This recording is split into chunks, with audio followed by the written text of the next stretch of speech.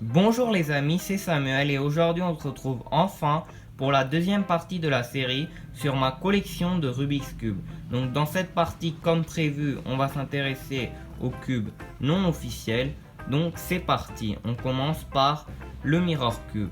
Donc le Mirror Cube, comme vous pouvez le voir, si je fais des mouvements, il peut se déformer, voilà. Donc ce cube c'est comme un 3x3, sauf que la seule chose qui change c'est en fait qu'il n'y a pas de couleur, mais à la place voilà, c'est la forme qui compte en fait.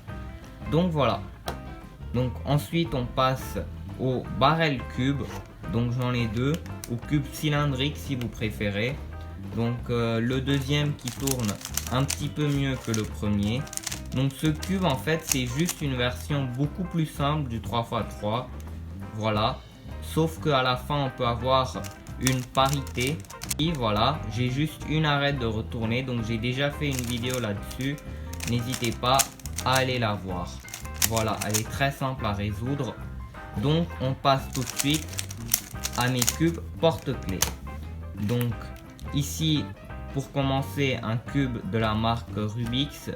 Voilà, j'en ai deux, deux cubes porte-clés. Les autres, c'est juste des mini cubes que j'ai achetés. Donc les deux ne tournent vraiment pas bien, mais c'est juste des cubes sympas à avoir dans la collection. On peut les emmener où on veut. Donc voilà. Donc ensuite, 3 mini 3x3, on va dire. Voilà, ils tournent un petit peu mieux que les cubes porte-clés.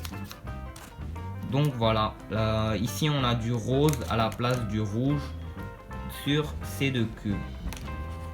Donc ensuite on va tout de suite passer à un mini 2x2. Donc celui-là j'aime vraiment parce que son turning est vraiment pas mal du tout par rapport au 3x3 que vous pouvez voir ici. Il est vraiment pas terrible. Alors que celui-là il est très desserré je pense. Donc un de mes cubes préférés de la collection. Ici vous pouvez vous demander pourquoi j'ai un 3x3 ici ce n'est pas un cube non officiel, et oui, mais ici j'ai oublié de le présenter dans la dernière vidéo. Donc c'est un Dayan qui est un mini Dayan, je ne sais pas combien de millimètres. Voilà, celui-là il est pas mal, c'est un ancien Dayan, voilà. En fait je voulais commander un grand Dayan de la taille standard, mais comme je ne savais pas à combien de millimètres c'était, ben je me suis trompé de cube et j'ai reçu celui-là et c'était vraiment marrant en fait. Voilà.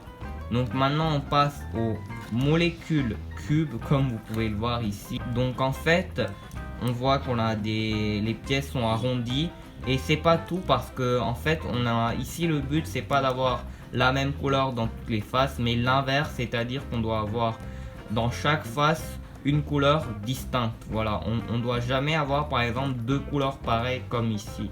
Donc j'ai jamais réussi à le résoudre pour l'instant.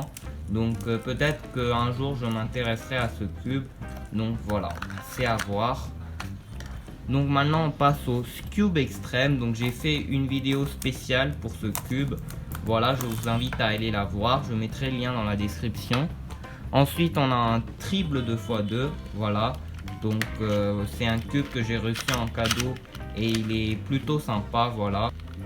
Ici c'est pas tout à fait résolu, mais il y a le centre blanc et jaune qui doivent être mis à la bonne place.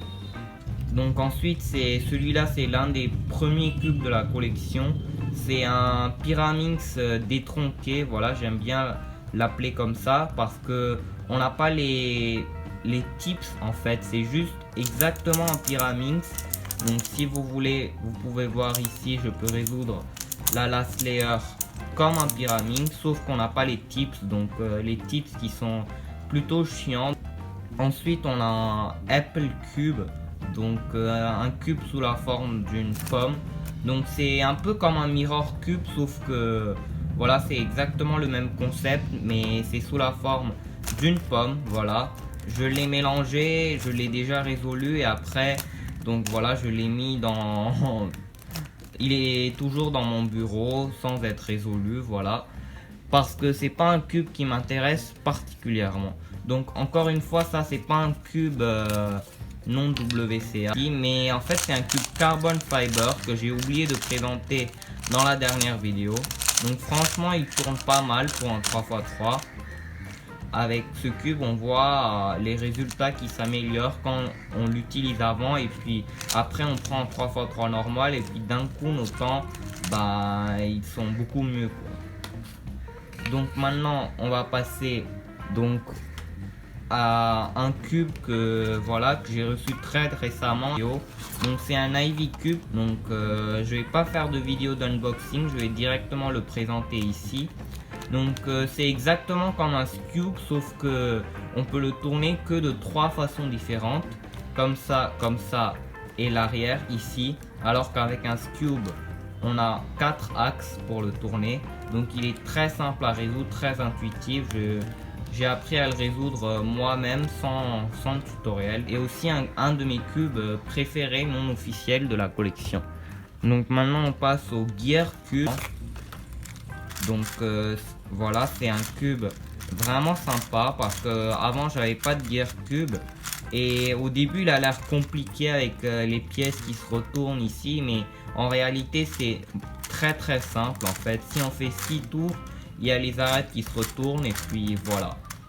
C'est juste une formule à apprendre et puis c'est très simple. On passe au floppy cube d'abord. Donc vous pouvez voir les étiquettes qui sont déjà parties. Donc j'ai aussi fait une vidéo de tuto sur ce cube. Donc vous pouvez aller le voir si vous avez jamais eu de floppy cube. Voilà, donc c'est aussi un de mes cubes vraiment préférés de la collection, avec la particularité ici qu'on peut tourner les pièces ici. Maintenant on passe au Dino Cube. Voilà le fameux cube avec lequel j'ai fait une vidéo comment s'appelle ce Rubik's Cube.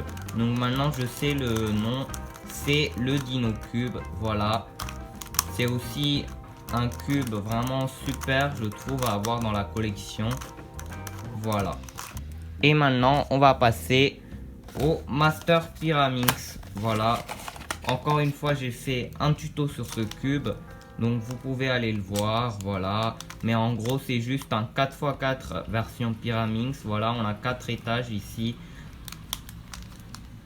Voilà, donc le voilà.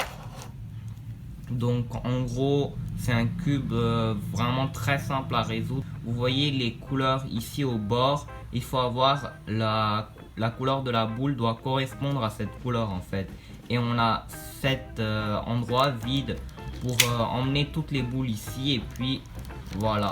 Donc c'est un cube vraiment sympa à avoir dans la collection. Donc voilà, donc maintenant on passe enfin. Donc j'en ai 3 comme ça. Voilà, ça m'a jamais intéressé en fait ce genre de cube. Je sais pas vraiment si on peut appeler ça des cubes, et je ne sais pas c'est quoi vraiment leur nom. Donc voilà, je pense que c'est juste pour faire des différentes formes. Et donc c'est tout pour cette vidéo. Merci d'avoir regardé et à très bientôt pour plein de nouvelles vidéos.